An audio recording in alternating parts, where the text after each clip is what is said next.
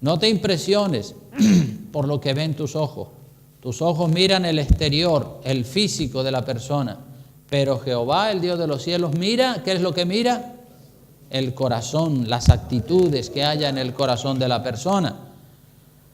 Por eso digo que a Dios no le impresionan las multitudes. Nosotros sí, como humanos, cuando vemos una iglesia de 5,000, de 8,000, de 20,000 personas, nos impresionamos. Nosotros solamente vemos el exterior de las personas, es decir, nosotros vemos la cantidad, cuánta gente, cuánta cantidad de personas, pero Dios mira la calidad de las personas. Dios no mira la cantidad, que la ve, por supuesto que la ve, pero Él mira, la mirada de Dios es más penetrante. Y a lo mejor en una iglesia de 5,000, de 10,000 personas, Dios ve esa cantidad de personas, pero Dios, la mirada de Dios es más penetrante y Dios ve cuántos de esa enorme cantidad son salvos y han nacido de nuevo y tienen a Cristo en el corazón. Porque ni son todos los que están, ni están todos los que son. Es decir, que Dios ve más adentro. ¿Cuántos de esa iglesia de 20,000 personas son nacidos de nuevo? Muy pocos. Por lo general, las iglesias que crecen en cantidad de personas es porque permiten el pecado dentro de las iglesias. Por lo general, salvo honrosas excepciones. Pero por lo general, las iglesias que crecen en cantidad de personas es porque toleran todo tipo de pecado, de adulterio, de fornicación, de mentira. No se predica contra el pecado, contra la homosexualidad, contra el lesbianismo, contra el bikini, contra la minifalda. No, esas cosas no se predican, porque se escandaliza a la gente. Y entonces solo se predica lo que conviene a fin de mantener el mayor número de personas dentro de la iglesia. Y hoy yo quería que junto con ustedes pudiéramos ver la historia de Gedeón. Gedeón fue uno de los jueces que gobernó el pueblo de Israel antes de que se estableciera la monarquía, es decir, la sucesión de reyes. Y quiero que vengan conmigo al libro de Jueces, capítulo 6, para que veamos esta historia preciosa que nos enseña la palabra de Dios. Jueces, capítulo 6, prepare su Biblia y téngala abierta en ese pasaje de la Escritura para que podamos seguir todas las enseñanzas que contiene este hermoso capítulo, estos capítulos 6 y 7 y algo del 8. Dice así, capítulo 6 del libro de Jueces, dice: los hijos de Israel, ¿qué pasó con ellos? Hicieron lo malo ante los ojos de Jehová. ¿Y Jehová qué pasó? Los entregó en manos de Madián. Los madianitas eran también, igual que los filisteos, enemigos de Dios, del pueblo de Dios. Y la mano de Madián prevaleció contra Israel. Y los hijos de Israel, por causa de los madianitas, se hicieron cuevas en los montes y cavernas y lugares fortificados para que no les robaran las provisiones que ellos escondían allí. Verso 3.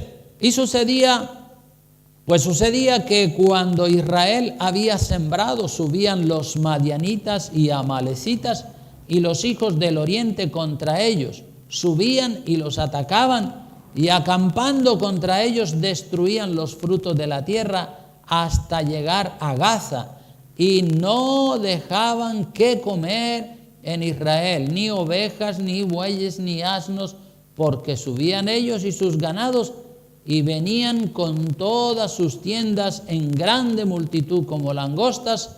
Ellos y sus camellos eran innumerables. Así venían a la tierra para devastarla. De este modo, ¿qué pasaba? Empobrecía Israel en gran manera por causa de Madián. De este modo empobrecía, es decir, venían los madianitas, amalecitas, y robaban todo el fruto de la tierra, los animales, arrasaban. Eran como un ejército de langostas, se llevaban todo lo que encontraban. Y eso era porque Dios los había entregado. Dice, sí, ustedes se han olvidado de mí, como dice el verso 1. Los hijos de Israel hicieron lo malo. Empezaron con la idolatría. Siempre tenían esa debilidad. Ay, un ídolo, ay, qué bonito el ídolo. Querían verlo y tocarlo y hacerse una foto con su ídolo. Entonces, la idolatría, el ser humano es muy idólatra. Muy idólatra. Y hoy en día también existe la idolatría. En la Iglesia Católica existe la idolatría en forma de estatuas, pero en las iglesias evangélicas y en muchos otros ambientes existe la idolatría hacia las personas. Adoran al músico famoso, al cantante famoso, al predicador famoso, prácticamente lo adoran y ponen sus ojos en él en lugar de ponerlos en Dios.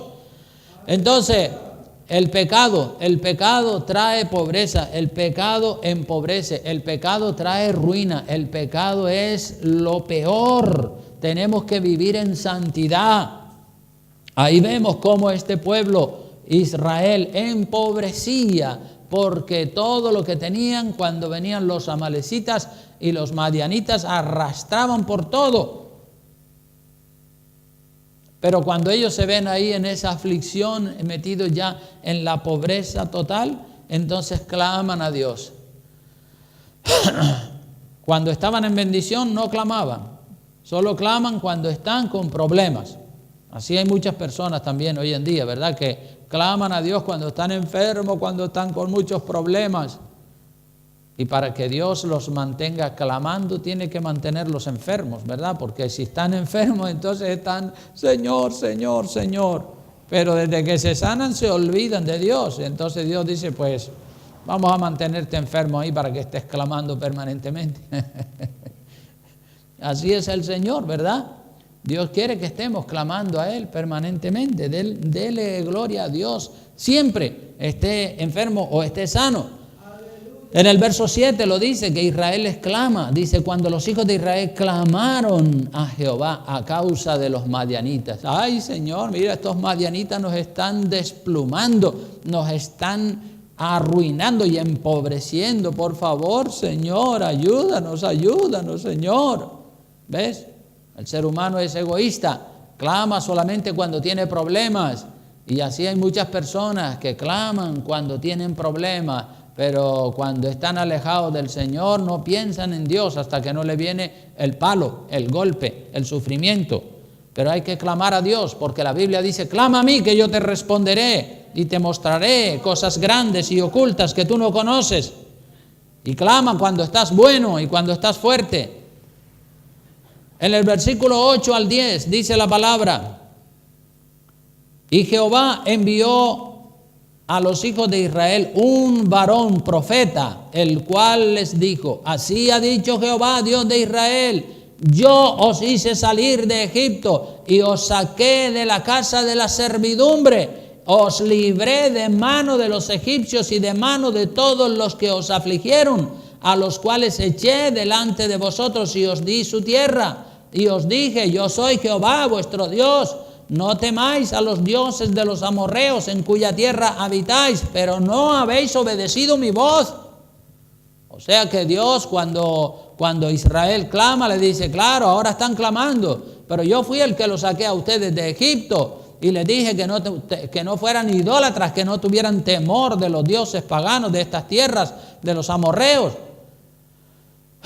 Pero ustedes ni caso, no me han hecho caso, no me han obedecido. Dios se queja del pueblo por su idolatría. En el verso 11 y 12 dice la Escritura, vino el ángel de Jehová y se sentó debajo de la encina que está en Ofra, la cual era de Joás Abieserita, y su hijo Gedeón estaba sacudiendo el trigo en el lagar para esconderlo de los madianitas, porque no se lo quitaran. Y el ángel de Jehová se le apareció y le dijo, Jehová está contigo, varón esforzado y valiente. Qué piropo más bonito, Jehová está contigo, varón esforzado y valiente.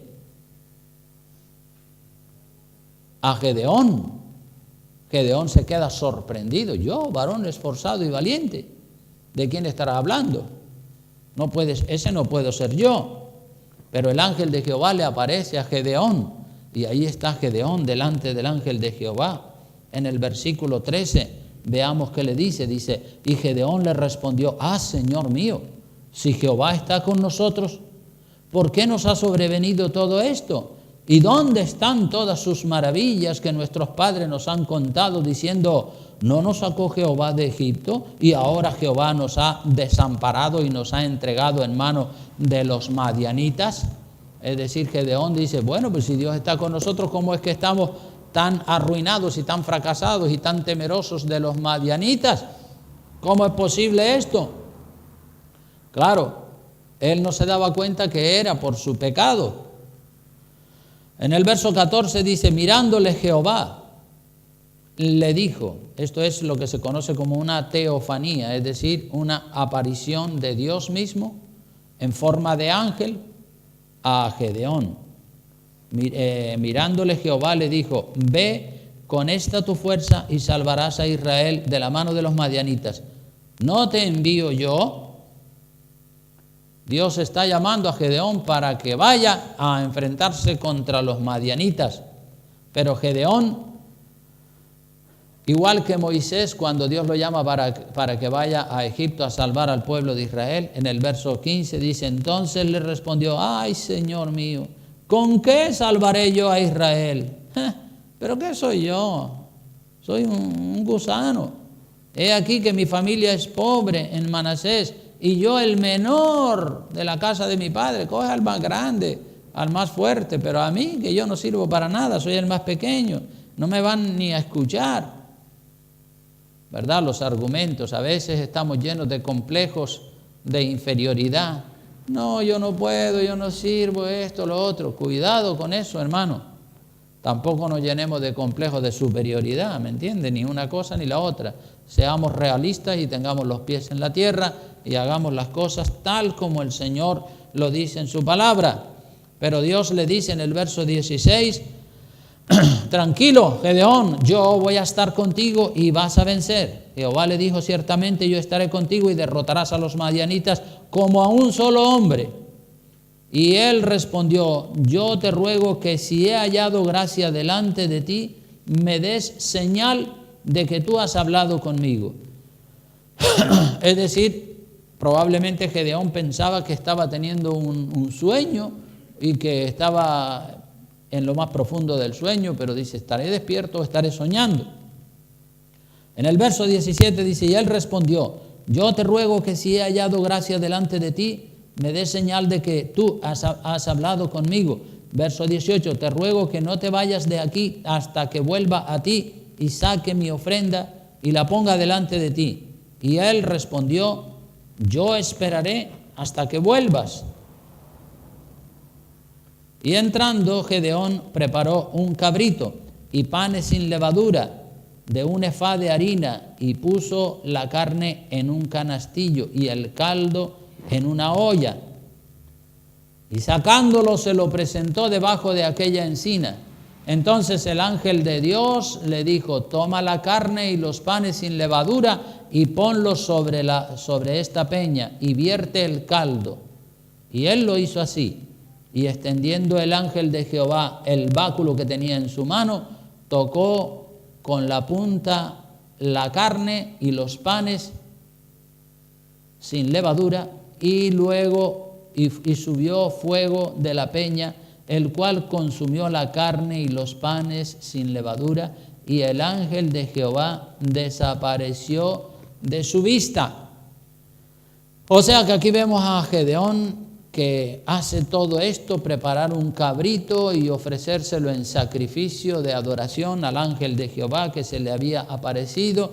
Gedeón es generoso y Gedeón quiere agradar a ese personaje celestial que le está visitando, y lo hace de esta manera, y se queda sorprendido cuando ve que el ángel de Jehová toca con la punta de su báculo aquella carne y desaparece instantáneamente. En el verso 22 dice, viendo entonces Gedeón que era el ángel de Jehová, dijo, Señor Jehová, que he visto al ángel de Jehová cara a cara.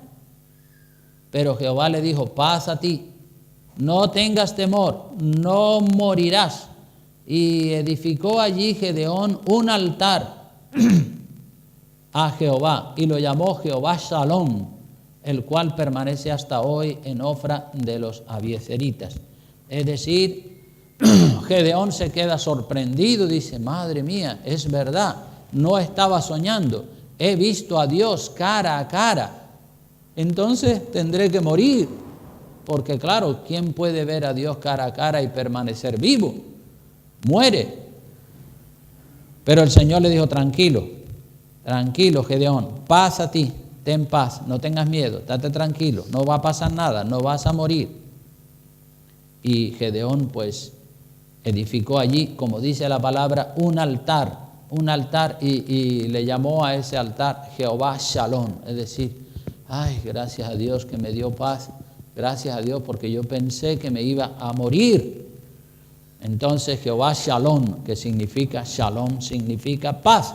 En el verso 25 dice, aconteció que la misma noche le dijo Jehová, toma un toro del hato de tu padre, el segundo toro de 7 años, y derriba el altar de Baal que tu padre tiene, y corta también la imagen de acera que está junto a él. Ven, la idolatría. Dios, para poder bendecir al pueblo de Israel, primero hay que sacar ese ídolo, Baal, y quemarlo y destruirlo. Si no, no hay bendición. Nosotros tenemos que quitar cualquier ídolo que haya en nuestro corazón. Sea un predicador, sea un músico, sea tu padre, sea tu madre, sea tu hijo, sea tu trabajo, sea el dinero, cualquier cosa puede convertirse en un ídolo y hay que destruirlo para que Dios pueda obrar en la vida de todos nosotros y que Dios ocupe el número 1 en nuestra vida. Amén. Así que Dios le dice que coja un toro del hato de su padre, el segundo toro de 7 años, y que derribe el altar de Baal que tu padre tiene y corta también la imagen de acera que está junto a él. Es decir, destruye ese altar y la imagen también destrúyela. Y edifica altar a Jehová tu Dios en la cumbre de este peñasco, en lugar conveniente, y tomando el segundo toro, sacrifícalo en holocausto con la madera de la imagen de acera que habrás cortado. Es decir, la leña, la madera de esa imagen va a servir para sacrificar un toro al Señor. Dice entonces Gedeón tomó 10 hombres de sus siervos e hizo como Jehová le dijo, mas temiendo hacerlo de día por la familia de su padre y por los hombres de la ciudad, lo hizo de noche. Dice, por el día, si lo intento hacer por el día me van a matar a esta gente, mejor lo hacemos al anochecer, cuando oscurezca. Por la mañana, verso 28, cuando los de la ciudad se levantaron, he aquí que el altar de Baal estaba derribado y cortada la imagen de acera que estaba junto a él, y el segundo toro había sido ofrecido en holocausto sobre el altar edificado. Y se dijeron unos a otros, ¿quién ha hecho esto? ¿Qué ha pasado aquí? Y buscando e inquiriendo, investigando, les dijeron, Gedeón, hijo de Joás, lo ha hecho. Entonces los hombres de la ciudad dijeron a Joás, saca a tu hijo para que muera, porque ha derribado el altar de Baal y ha cortado la imagen de acera que estaba junto a él. Fíjense lo aferrados a la idolatría que estaban los ciudadanos de esa ciudad. Saca a tu hijo que lo vamos a matar, porque él ha derribado la imagen que era objeto de nuestro culto. En lugar de estar contentos de que Joás les está librando de ese ídolo abominable, no, quieren matar a Gedeón por haber destruido la imagen. Y así pasa también hoy en día, ¿verdad? Nosotros queremos sacarle la idolatría del corazón a todo el mundo. Y precisamente por sacarle la idolatría y decirle las cosas verdaderas, se enfadan y si pudieran me matarían. Pero bueno, nosotros tenemos que seguir adelante con el plan de Dios y predicar la palabra completa y decirle a la gente, deja los ídolos, deja toda idolatría. Y dice que en el verso 31 dice, Joás respondió a todos los que estaban junto a él. Dice, ¿contenderéis vosotros por Baal? ¿Pelearéis por Baal? ¿Defenderéis su causa? Cualquiera que contienda por él, que muera esta mañana. Si es un Dios, contienda por sí mismo con el que derribó su altar. Es decir, si Baal, al que ustedes tanto adoraban, esa estatua abominable, es un Dios, pues que ese Dios mate a Gedeón por haberlo destruido. Pero ustedes van a defenderlo. No, Dios no, el Dios verdadero, el Dios del cielo, no necesita que nadie lo defienda. Él se vale por sí mismo, tiene todo el poder. Entonces, si ese ídolo es un Dios, pues que se defienda él mismo. Lógico el razonamiento de Joás, el padre de Gedeón, claro que sí, lógico, muy lógico. Bendito sea el nombre del Señor. Dice, aquel día Gedeón, verso 32, fue llamado Jerobaal, esto es, contienda Baal contra él, por cuanto derribó su altar. Pero todos los madianitas y amalecitas y los del oriente se juntaron a una y pasando acamparon en el valle de Jezreel. Es decir, los madianitas, los que eran el aguijón, los que le robaban toda la comida y los animales al pueblo de Israel, otra vez vienen en una bandada impresionante a llevarse toda la comida y a destruir lo poquito que el pueblo de Israel tenía.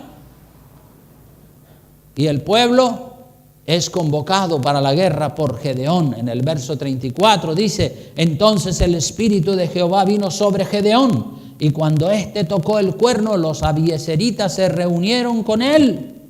Y en el verso 35 dice, y envió mensajeros por todo Manasés, y ellos también se juntaron con él. Asimismo envió mensajeros a Aser, a Zabulón y a Neftalí, los cuales salieron a encontrarles, es decir, a juntarse. Venga, todas las tribus de Israel juntándose y reuniéndose para pelear contra los madianitas, que son una multitud impresionante.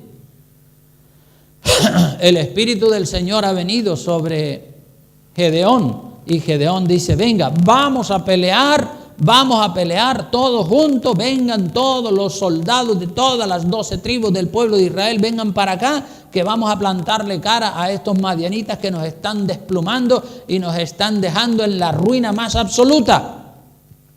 En el verso 36 dice, y Gedeón dijo a Dios, si has de salvar a Israel por mi mano, como has dicho.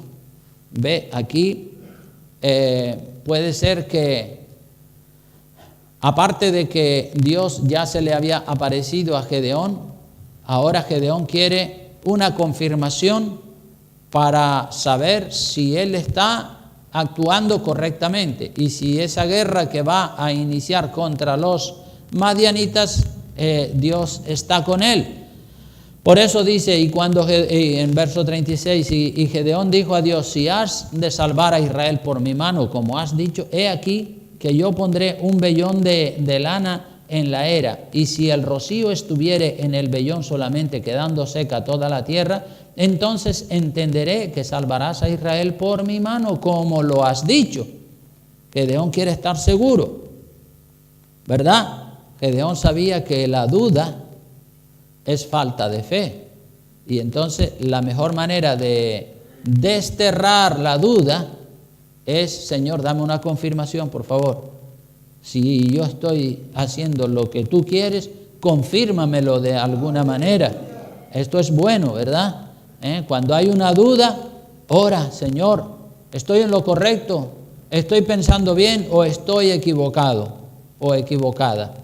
Eso tenemos que hacerlo nosotros también, ¿verdad? Como cristianos que amamos al Señor, cuando vamos a dar un paso o vamos a tomar una decisión trascendental o importante, tenemos, Señor, ¿estoy en lo correcto? ¿Me estoy precipitando? ¿Me estoy atrasando? ¿Estoy haciendo las cosas tal como tú lo dices? Porque cuando tomamos decisiones sin haber orado, sin haber consultado al Señor, sin haber hecho las cosas como Dios manda, pues entonces puede venir un fracaso. Pero para que no venga el fracaso, Gedeón dice: Señor, voy a llevar todo el pueblo de Israel a la guerra. Oye, Señor, tú vas a estar conmigo, de verdad me vas a apoyar, porque si no, no me meto en esta empresa, ¿verdad? Entonces le pide que el vellón de lana que esté mojado y todo alrededor seco. Un milagro tremendo. Y aconteció, verso 38, así, pues cuando se levantó de mañana, exprimió el vellón y sacó de él el rocío, un tazón lleno de agua. ¡Oh, qué bien! Oye, pues sí, Dios está conmigo. Bueno, gloria a Dios. Mas Gedeón, verso 39, dijo a Dios: no se encienda tu ira contra mí, Señor, perdóname, pero estoy seguro, pero quiero estar requete seguro, quiero estar absolutamente seguro. Mas Gedeón dijo a Dios: no se encienda tu ira, Señor, no te enfades conmigo si aún hablare esta vez. Solamente probaré ahora otra vez con el vellón. Te ruego que solamente el vellón quede seco, justo lo contrario de lo que le había pedido en la oración anterior, que el vellón quede seco y el rocío sobre la tierra. Y aquella noche lo hizo Dios así. Solo el vellón quedó seco y toda la tierra hubo rocío. Entonces ahora dice Gedeón: ¡ah, qué bien! Pues sí, estoy seguro, Dios está conmigo. Esto es de Dios, esta guerra es de Dios. Dios me va a dar la victoria. Ya está contento Gedeón, glorificando y alabando el nombre del Señor. Y ahora que como el pueblo había sido convocado, vamos al capítulo 7, donde dice: levantándose pues de mañana Jerobbaal, el cual es Gedeón, y todo el pueblo que estaba con él acamparon junto a la fuente de Arod, y tenía el campamento de los madianitas al norte, más allá del collado de Moré, en el valle. Y Jehová dijo a Gedeón: el pueblo que está contigo es mucho para que yo entregue a los madianitas en su mano. No sea que se alabe Israel contra mí diciendo: mi mano me ha salvado. Fíjate cómo es Dios. Gedeón había reunido un ejército enorme. Gedeón tenía 32,000 soldados de las diferentes tribus de Israel, por eso lo he apuntado aquí. 32,000 soldados era el total, que lo vamos a ver ahora en los siguientes versículos. 32,000 soldados tenía preparados para la guerra, pero Dios le dice que el pueblo que está con él es mucho, que son mucha gente, Señor, pero si los madianitas tienen 135,000 soldados, como veremos más adelante, y yo solamente tengo una tercera parte, o sea que cada uno de nosotros tiene que matar 3 o 4 madianitas para tener la victoria. Nuestro ejército es muchísimo más pequeño y el Señor dice que son muchos. Sí, son muchos para que el pueblo no se alabe a sí mismo. Ese es otro peligro que tenemos nosotros los humanos, que cuando tenemos una victoria enseguida nos damos golpes de pecho diciendo: es que yo sé, yo soy sabio, yo tomé esa iniciativa, yo, y empezamos a echarnos flores a nosotros mismos y a tomar la gloria para nosotros, cuando la gloria solo le corresponde al Señor. Y por eso Dios dice: esta gente, como son tan idólatras, se van a idolatrar a sí mismos. Si ellos van a la guerra, van a ser ídolos de sí mismos y van a decir: nosotros, qué valientes somos. No son ustedes, es Dios. Es Dios, la gloria es para Dios, hermano. Tenemos que entender que así lo quiere Dios, que a Él se le dé toda la gloria, que no la cojamos para nosotros nunca. Entonces Dios le dice que para que no se alabe contra Dios el pueblo, diciendo: mi mano me ha salvado, verso 3 dice: ahora pues haz pregonar en oídos del pueblo, diciendo: quien tema y se estremezca, madrugue y devuélvase desde el monte de Galaad. Y se devolvieron de los del pueblo. ¿Cuántos se devolvieron? Dice 22,000. Y quedaron 10,000. Tenía 32,000. 32,000 era el total. 22,000 eran miedosos, ¿verdad? Quien tenga miedo y no quiera ir a la guerra, váyase. Que no vayamos. Sí, váyanse para su casa. ¿Tienes miedo? Sí, tengo miedo. Ay, no quiero ir a la guerra. Pues vete para tu casa. Y se marcharon 22,000. Si el ejército era pequeño comparado con el ejército de los madianitas, de 32 ahora se queda 22. El ejército se reduce a 10,000 porque 22,000 se han ido por miedo, que no quieren ir a la guerra, que son cobardes. Y se quedan solo 10,000, que parece que son gente que está decidida. Pero vamos a seguir mirando lo que dice la palabra de Dios. Después que se van los 22,000, quedan 10,000. Y Jehová dijo a Gedeón: aún es mucho el pueblo. Mucho, Señor. Pero si ya no me quedan sino 10,000, si éramos pocos comparados con los 135,000 madianitas, me quitas 22,000 y ahora se me quedan 10,000. Y todavía el Señor dice que son muchos. 10,000 son muchos, pero ¿qué son 10,000 contra 135,000? No somos nada, Señor. Aún es mucho el pueblo. Llévalos a las aguas, dice la palabra, llévalos a las aguas y allí te los probaré. Y del que yo te diga, vaya contigo, irá contigo. Mas de cualquiera que yo te diga, no vaya contigo, el tal no irá. Entonces llevó el pueblo a las aguas, a un río. Y Jehová dijo a Gedeón: cualquiera que lamiere las aguas con su lengua como lame el perro, a aquel pondrás aparte. Asimismo a cualquiera que se doblare sobre sus rodillas para beber. Y fue el número de los que lamieron llevando el agua con la mano a su boca, 300 hombres. Y todo el resto del pueblo se dobló sobre sus rodillas para beber las aguas. Es decir, que de esos 10,000 que Gedeón lleva al río para que beban, la gran mayoría hincan la rodilla así y meten la boca en el agua y empiezan a beber del río directamente. Y otros, solamente 300 hicieron eso. Cogieron agua con la mano, se la llevaron a la boca, y cogían agua con la mano y se la llevaban a la boca. Pero los demás pusieron la rodilla y metieron la boca en el agua y comenzaron a beber como si fueran perros.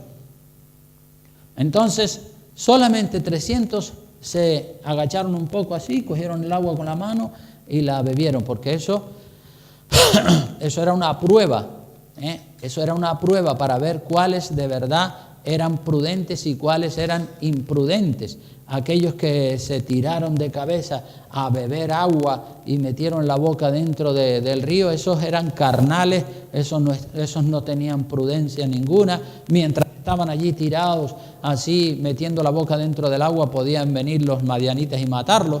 Pero los que eran prudentes, esos no se tiraron al suelo, sino que cogieron el agua y estaban así.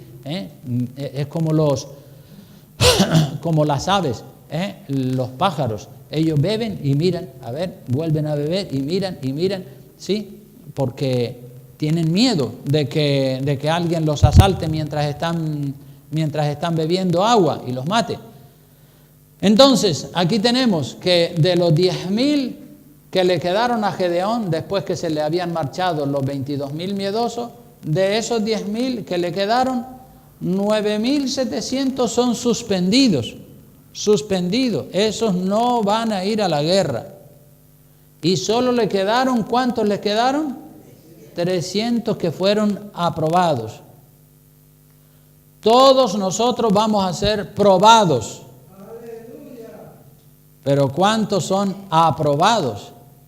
Todos seremos probados, pero unos serán suspendidos y otros serán aprobados. Fíjate qué cosa. De 10,000 que parecía que eran valientes, 9,700 son suspendidos. y solamente se quedan 300 que son aprobados. Bendito sea el nombre del Señor. Por eso dije anteriormente que a Dios no le impresionan las multitudes, ¿verdad? Dios para dar una victoria no necesita una multitud, con poquita gente, con poquitas personas. Fíjense ustedes, 300 no son ni siquiera el 1%,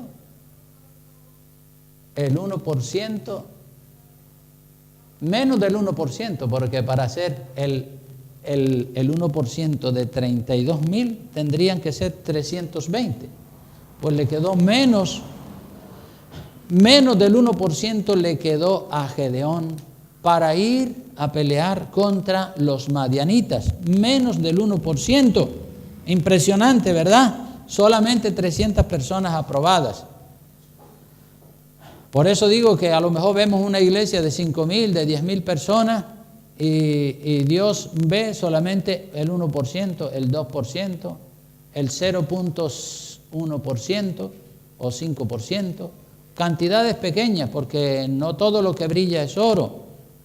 Entonces, aquí tenemos claramente que Dios nos prueba a todos, hermanos. Un día vamos a ser probados, a ver si Dios permite situaciones, circunstancias diferentes en cada caso para probarnos a nosotros, a ver si de verdad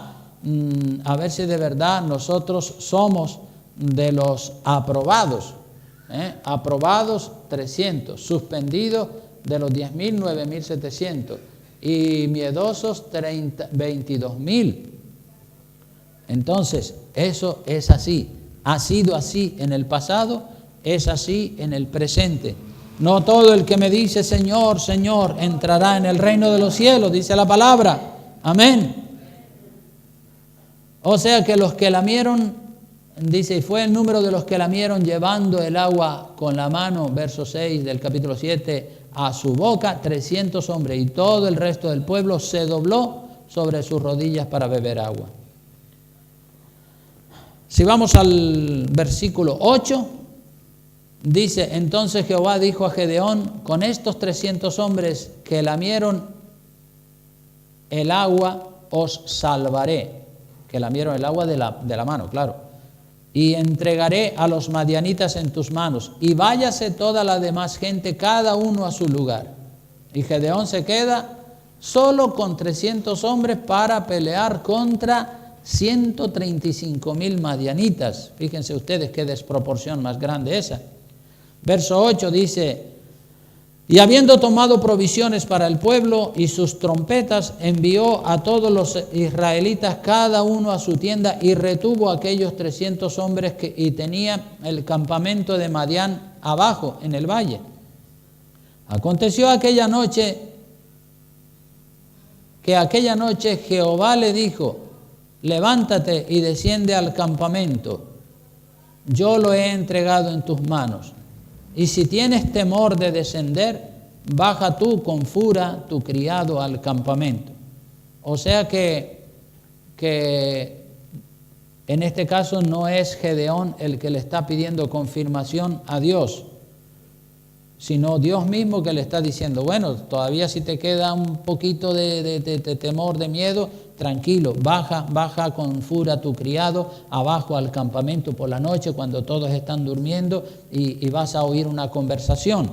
Dice, y oirás, verso 11, lo que hablan, y entonces tus manos se esforzarán y descenderás al campamento. Y él descendió con fura, su criado, hasta los puestos avanzados de la gente armada que estaban en el campamento. Es decir, por una esquina del campamento, cuando todos estaban durmiendo, metidos debajo de sus tiendas de lona, Gedeón se acercó por detrás, calladito, y escuchó una conversación. Verso 12 dice, y los madianitas, los amalecitas y los hijos de Oriente estaban tendidos en el valle como langostas en multitud, y sus camellos eran innumerables como la arena que está a la ribera del mar en multitud. Y cuando llegó Gedeón, he aquí que un hombre estaba contando a su compañero un sueño dentro de una tienda, ¿sí? Diciendo, y Gedeón estaba escuchando, diciendo, he aquí yo soñé un sueño. veía un pan de cebada que rodaba hasta el campamento de Madián y llegó a la tienda y la golpeó de tal manera que cayó y la trastornó de arriba abajo y la tienda cayó.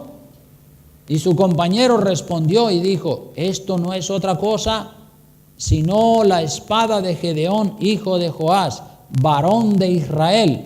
Dios ha entregado en sus manos a los madianitas con todo el campamento.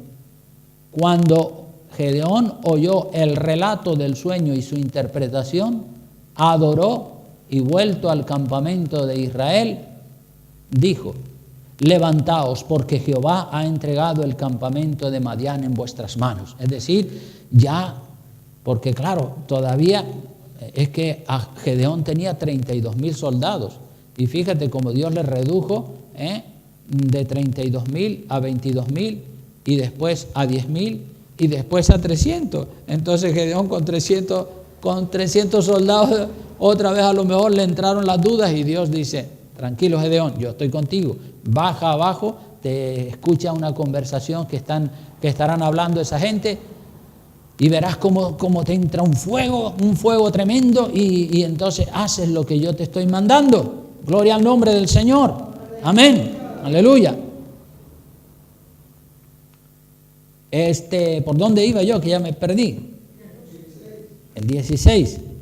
Bueno, sí, repartiendo los 300 hombres en 3 escuadrones, dio a todos ellos trompetas en sus manos y cántaros vacíos con teas ardiendo dentro de los cántaros. Y les dijo: miradme a mí y haced como hago yo. He aquí que cuando yo llegue al extremo del campamento, haréis vosotros como hago yo. Yo tomaré la trompeta y todos los que estarán conmigo y vosotros tocaréis entonces las trompetas alrededor de todo el campamento y diréis: por Jehová y por Gedeón. Llegaron pues Gedeón y los 100 hombres que llevaba consigo al extremo del campamento al principio de la guardia de la medianoche, cuando acababan de renovar los centinelas, y tocaron las trompetas y quebraron los cántaros que llevaban en sus manos, y los 3 escuadrones, un escuadrón en una esquina del campamento, otro escuadrón de 100 en otra esquina del campamento y otro escuadrón de 100 en otra esquina del campamento. Dice que quebraron los cántaros porque las teas encendidas las tenían metidas dentro de los cántaros para que no se viera. Pero cuando se toca la trompeta, rompen los cántaros, sacan las teas y empiezan a mover las teas así, solamente se están quietos moviendo esos mechones de teas ardiendo con fuego y moviéndolas y dicen: por Jehová y por Gedeón, por Jehová y por Gedeón. Hacen eso, ¿verdad? Pero no tienen espadas ni nada, sino allí están, como dice el verso 21, y se estuvieron firmes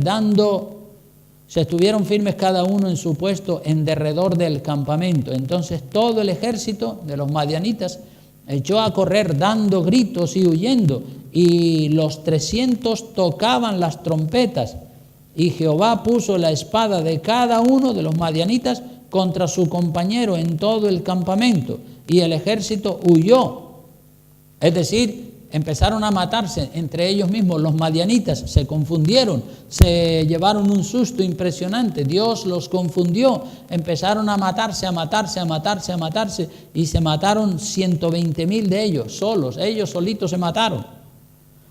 Y el ejército huyó hasta Bet-sita, es decir, los poquitos que quedaron de los 135,000, 120,000 se mataron ellos mismos, pero un pequeño grupo huyó, como dice más adelante, como veremos, y el ejército huyó hasta Bet-sita en dirección de Cerera y hasta la frontera de Abed-meola en Tabad.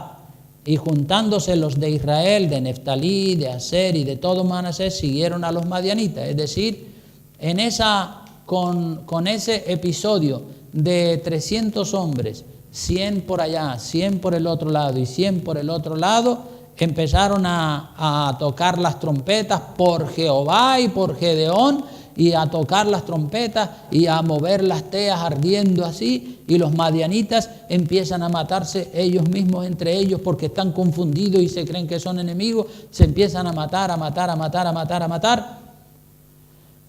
y se matan 120,000.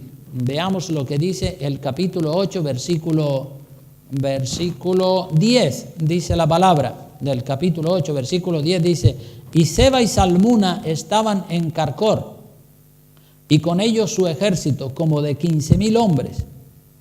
Seba y Salmuna eran príncipes de Madián, y estaban en Carcor, y con ellos su ejército, como de 15,000 hombres. Todos los que quedaban, todos los que habían quedado de todo el ejército de los hijos del oriente, pues habían caído. ¿Cuántos habían caído? 120,000, y solamente quedaban 15,000. O sea que los madianitas en total eran 135,000 y se mataron entre ellos 120,000. O sea que un ejército impresionante se quedó reducido solamente a un grupo de 15,000, y estos 15,000 fueron perseguidos por Gedeón y por su ejército y acabaron radicalmente, exterminaron a todo el ejército de los madianitas. Entonces, aquí, hermanos, vemos muchas lecciones, ¿verdad? Hay una victoria completa de parte de Dios para aquellos que de verdad le buscan con todas sus fuerzas, y Dios lucha por nosotros, no importa si somos pocos, ¿verdad? No importa, a Dios es que precisamente Dios hace esa purga para que el pueblo no se alabe y no se vanagloríen diciendo: no, hemos sido nosotros, sí que somos valientes. No, ustedes no, es Dios. Dios es el que tiene la gloria, la honra, el poder. Dios no quiere que nos idolatremos a nosotros mismos, ni a nuestra iglesia, ni a nada, ni a nuestra fuerza, ni a nuestra capacidad económica. Dios prefiere pocos de calidad antes que muchos mediocres. Dios prefiere pocos de calidad antes que muchos mediocres. Y la pregunta sería: ¿a cuál grupo? Si tú eres parte del ejército de Dios, ¿a cuál de los tres grupos pertenece? Eres parte porque estás entre los 32,000, pero ¿a cuál de los grupos pertenece? ¿A los 22,000 miedosos que se fueron cuando se les dijo si alguno tiene miedo que se vaya? ¿O pertenece a los 10,000 que se quedaron cuando se marcharon esos 22,000? ¿O perteneces a los 300 que quedaron después que los 10,000 fueron probados y 9,700 fueron suspendidos? Entonces están los miedosos, están los que quedaron, están los suspendidos y están los aprobados, que no son, fíjate, ni siquiera el 1% de los 32,000. Es increíble, ¿verdad? La pregunta sería esa: ¿en cuál de los tres grupos estoy yo encuadrado? Hermano, este camino, el camino del Señor, es un camino de luchas y de pruebas. Dios nos prueba a todos a ver quiénes son los que de verdad dan la talla, quiénes son los prudentes. Bendito sea el nombre del Señor. Este camino, hay algunas personas que dicen: sí, este camino, el camino del Señor es estrecho y es verdadero, pero es duro, pero es duro, pero es duro. Ponen el énfasis en pero es duro. Y cuando una persona pone el énfasis en el pero es duro, le está haciendo el trabajo a Satanás. Si tú dices: el camino del Señor es verdadero, pero es duro, estás poniendo el énfasis en lo que no lo tienes que poner. No debes decir: este camino es verdadero, pero es duro. Mejor que diga: este camino es duro, pero es verdadero. Este camino es duro, pero es verdadero. Este camino es duro, pero es verdadero. ¿Verdad? Cuando tú pones el énfasis en pero es verdadero, entonces das gloria a Dios. Y eso te fortalece a ti mismo. Dices: sí, es duro, pero es verdadero, pero es verdadero, pero es el verdadero. Y te repites 100 y 400 veces El pero es verdadero, pero estoy en la verdad. Son pocos, pero estamos en la verdad, pero estamos en la verdad. No digas nunca este camino es verdadero, pero es duro, pero es duro. No pongas el énfasis en el pero es duro. Pon el énfasis en el es verdadero, es verdadero. Yo lo pienso así siempre cuando digo, sí, el camino del Señor es duro, es estrecho, pero es el verdadero. Pero es el verdadero, y es el verdadero. Y como es el verdadero, yo voy a estar ahí, en el verdadero, aunque sea duro. Pero hay otras personas que dicen la misma frase, pero invertida. Sí, este camino es verdadero, pero es duro, ay, qué duro es. Y el diablo le dice, sí, es verdad, es durísimo, mejor que lo dejes, porque ese camino es duro, es difícil, ay, vas a sufrir mucho, y esto y lo otro. Y entonces la persona, sin darse cuenta, le está haciendo el trabajo a Satanás. Por eso, hermano, haga el énfasis en el es verdadero, es verdadero, es verdadero, es verdadero. Porque todos vamos a ser probados para saber si amamos a Dios o no lo amamos. Y Jesucristo, como dije, que a Dios no le impresionan las multitudes, a Jesucristo tampoco le impresionan las multitudes, las grandes cantidades de personas. Fíjense, ya con esto voy a terminar, pero quiero leer Juan capítulo 6, versículo 22. Juan capítulo 6, versículo 22 al 27. Y con esto termino el mensaje. Dice la Escritura, San Juan capítulo 6, versículo 22, dice así. El día siguiente la gente que estaba al otro lado del mar vio que no había habido allí más que una sola barca y que Jesús no había entrado en ella con sus discípulos, sino que éstos se habían ido solos. Pero otras barcas habían arribado de Tiberias junto al lugar donde habían comido el pan después de haber dado gracias al Señor. Cuando vio pues la gente que Jesús no estaba allí, ni sus discípulos, entraron en las barcas y fueron a Capernaum buscando a Jesús. Cruzaron el lago de Galilea, 1 hora navegando para ir al otro lado del lago, como el que dice, voy de aquí de Lanzarote a Fuerteventura. Y hallándole al otro lado del lago a Jesucristo, le dijeron, Rabí, maestro, ¿qué pasó? ¿Cuándo llegaste acá? ¿Por qué nos dejaste solos? Parece que era una frase halagüeña, ¿verdad? Ay, Señor, ¿y cuándo llegaste aquí? ¿Por qué te fuiste? El Señor les dice, el Señor no aceptaba vanagloria de la gente, ¿verdad? Dice, respondiendo Jesús, verso 26, les dijo, de cierto os digo que me buscáis, no porque habéis visto las señales, sino porque comisteis el pan y os saciasteis. Fíjate que el Señor se las sabe todas. Dice, esta gente me están buscando, no porque vieron las señales ni tengan temor de Dios, sino porque quieren otro milagrito más. Comieron pan y se saciaron, y eso es lo que vienen buscando, que haga otro milagro más para no tener que trabajar y comer. Y entonces por eso les dice, trabajad no por la comida que perece, sino por la comida que a vida eterna permanece, la cual el Hijo del Hombre os dará, porque a este señaló Dios el Padre. Trabajar, es decir, no estemos siempre por los panes y los peces, estamos porque amamos al Señor. Y si somos pocos, no importa si somos pocos, si somos muchos, los que seamos vamos a seguirle sirviendo al Señor y haciendo las cosas como Dios manda en su palabra santa. Amén. Bueno, pues este ha sido el mensaje para el día de hoy. Vamos a estar puestos de pie y vamos a adorar a Dios y